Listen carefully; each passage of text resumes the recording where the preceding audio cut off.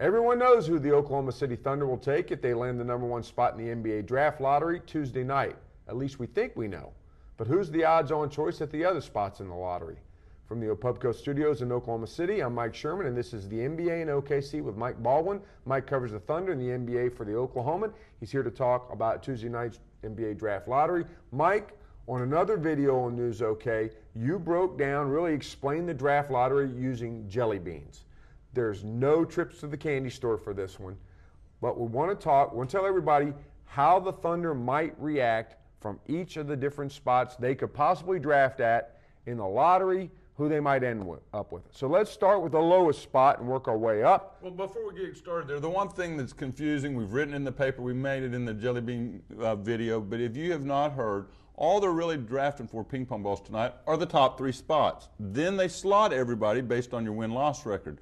So a lot of people think that they're drawing for all 14 spots. They're not. That's why the Thunder cannot draft any lower than 7th. Even if 3 teams were to jump over them to get those big top 3, they're slotted 4th, they slide to 7th. They can't slide any lower than 7th place. Obviously, everybody wants them to jump to 1 to get Blake Griffin, but they're really drafted tonight just for the top 3 spots. Then everything else is based on your win-loss record. Okay, 7, the lowest spot that they could draft from. 1.3% chance of the Thunder landing there. Who are the players that could be in that area? Well, the one thing is when we're trying to project who Sam Presti's going to take, remember now, Russell Westbrook was supposed to go like 7, 8, 9 last year, and he took him with number 4. So when we say we think we know what the Thunder's going to do, we don't know. We just know all the analysis out there. We know the kind of players Sam Presti likes. And so we're making educated guesses on these, and then we'll have to find out where they're slotted. But you have guys like Brandon Jennings, a high school kid, the first one to try I'm going to go to lottery instead of play my senior year out in Los Angeles. He's had mixed reviews over there, but he's a guy with a good future ahead of him. He's one of those point guard types that he's a work in progress, but at least he got his feet wet on the professional level when a lot of guys are just playing for gold balls and state high school championships. Played overseas in Europe and ready to come back and get in the lottery. Who else? Anybody else at 7 are you looking at? You love Stephon Curry, the Davidson sharpshooter. We've seen with J.J. Redick on the Magic. We've seen with other guys. Sometimes sharpshooters do translate in the NBA. Sometimes they don't, depending on their defense. This guy's got mixed reviews. Obviously, he can shoot. Obviously, he can score. But a lot of people are worried, can he guard? Can he start? All those factors. He would be one of the guys that will be in that 6 to 10 range. Then you got guys like Earl Clark, big Louisville guy. I mean, anybody that saw Louisville the last couple of years, remember they took OU out 2 years ago, had another good season, made a good run this year. He's one of those guys. There'll be other guys out there. You got Gerald Henderson, Duke. You have a bunch of other guys out there. I mean, you even got point guards, Ty Lawson, North Carolina, Flynn at Syracuse, all slotted between about the 8 to 15 range. We're talking the number 7 pick. They probably would not reach that far, but those are some of the guys that might go that high. Stephon Curry, Larry Bird loves him, says he will be a point guard in the NBA, and the Knicks are said to covet Stephon Curry. Number 6, a 16% chance of the Thunder drafting there.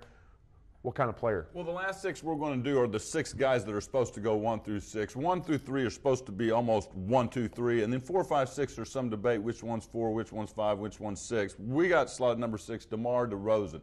One of those young players, sort of like Westbrook, as you pointed out a while ago, is one of those guys that he's still blossoming. He's a young player, probably not quite ready for the NBA, but his ceiling is so high, his potential is so good. And you saw it at times in the Pac-10 tournament and a little bit in the NCAA tournament. This guy has a chance to be a really good player. He's just a work in progress, but a lot of people like him. Okay, number 5, the Thunder has a 35% chance of drafting 5th. So it's better than 1 and 3. That's probably where, if you really had to pick, that's probably where they'll end up. One team leapfrogs them to get one of those top 3 spots. Everybody else is pretty well slotted the way they're going. Thunder ends up with the 5th pick. If you had to guess, that's the highest odds of where they'll end up is 5th. Who we're looking at there? Well, I mean, James Harden is the one guy we talked a lot about way back even in February and March when we're, oh no, they're playing their way out of number 1. If Blake Griffin's not there, who might be there? Ricky Rubio had not officially declared for the draft yet. His name's James Harden, Arizona State. I personally soured on him a little bit late in the season, saw him in the postseason, and he is not real athletic, but he can flat out shoot. He's got a high basketball IQ, which Sam Presti likes that. That's why I think he'll be on their board, depending on where they pick. I'm interested to see how they evaluate him because he's not the athletic guy like Westbrook or Green or even Durant, but he is a very high basketball IQ guy that can shoot, and they could definitely use a 2 guard that could shoot. This team doesn't really seem to have a big problem scoring these days. Interior defense and interior Right. scoring, so that really doesn't help them. Now on to number 4, 10% chance there.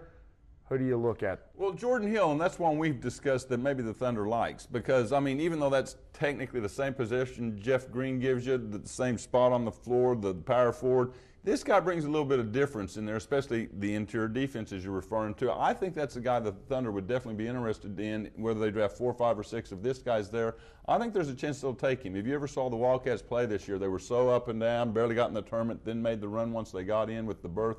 A lot of people said they shouldn't have gotten. This guy here, when he brings it, he's pretty good. And a lot of these guys, like the recent drafts, they're young. Trying to project them 3 years down the road is difficult. But this guy here's got a lot of potential to be a good interior defender at the 4. Okay, number 3, 13.2% chance of the Thunder drafting 3rd, which would mean their name, or the Thunder had pulled out of the lottery. Right. They were drafted in one of the 3 spots tonight. 13.2% chance. Who's there? Well, I think this, when you really get right down to it, everybody in the state wants Blake Griffin. It's obvious. He's the best player of the draft. He went to OCS. He went to OU. He's a local kid. He'd help sell tickets. He'd help win basketball games. That's the dream come true. Truth be told, though, I think most Thunder fans, if you give them one of the top 3 picks, I think they'll be happy because the next 3 guys we're talking about can all play, and almost everybody has them 1, 2, 3 in that order. In the number 3 spot is Hasheem Thabit. Some Thunder fans even want him at the top of their board, even ahead of Blake Griffin, a handful of people. And it's because they got what they thought they were going to get in Tyson Chandler and somebody else, an interior defender that you've just been referring to. This guy's 7'3". He's not the greatest offensive player in the world. He may give you a little offense along the way, may get better offensively, but he's a block shot guy, a rebound guy. You get in the paint, I can correct your mistakes you got around the, on the perimeter defense guy. He's one of those guys that I think definitely would help their defense a ton. They've drafted a lot of centers that haven't worked out in the past, but I don't think that'll affect them on this pick. Everybody has him slotted number 3. If the Thunder has the number 3 pick, I would think that's who they'd take. Last 2 picks. First, number 2, 12.6% chance of landing the number 2 pick. Any chance of Blake not being the number 1 pick and falling to the Thunder if they get the number 2? Well, everybody has in the mock drafts Blake Griffin, Blake Griffin, Blake Griffin. You hear rumors Sacramento Kings would love to take Ricky Rubio here. He's Pete Maravich is who we hear he is. We saw him without a jump shot. Without a jump shot, which was Pete's calling card, yeah, exactly. By the way. For those that didn't get to see Pete Maravich. Like him. He's got the haircut. But we saw him in the Olympics against the United States in the gold medal game. We've heard rumblings that he's been hit and miss this year as a teenage kid. Remember, I think he's still a teenager.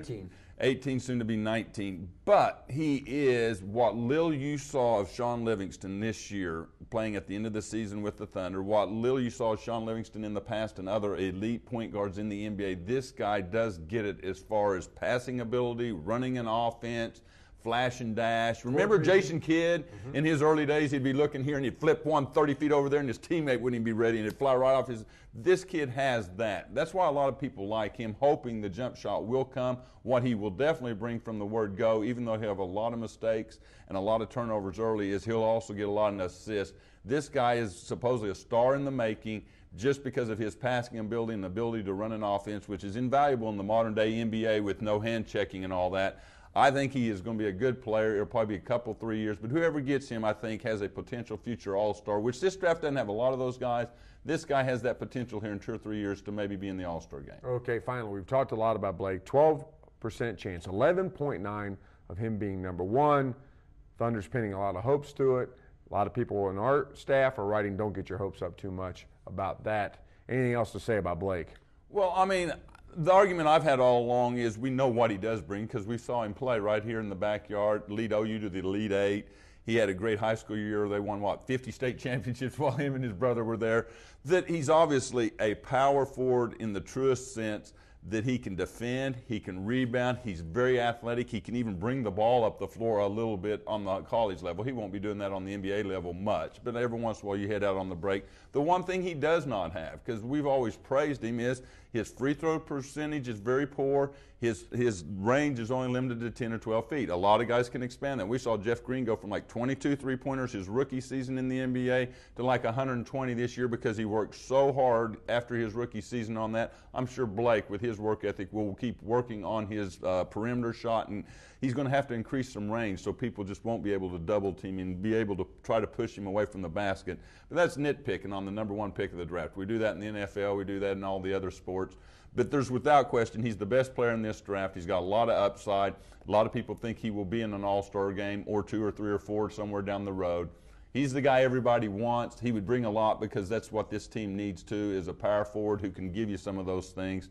If they get lucky tonight and the #1 pick falls to the Thunder, it's obvious they will take Blake Griffin. Okay, thanks, Mike. That's all for the NBA and OKC, but you can stay with the best coverage team anywhere, and including our coverage of the NBA Draft Lottery. Tonight you can join the live blog starting at about 7 o'clock. Join the conversation leading up to the 7:30 lottery selections, and then we'll break down the impact on the Thunder, Blake Griffin, and the NBA in Wednesday's editions of the Oklahoman.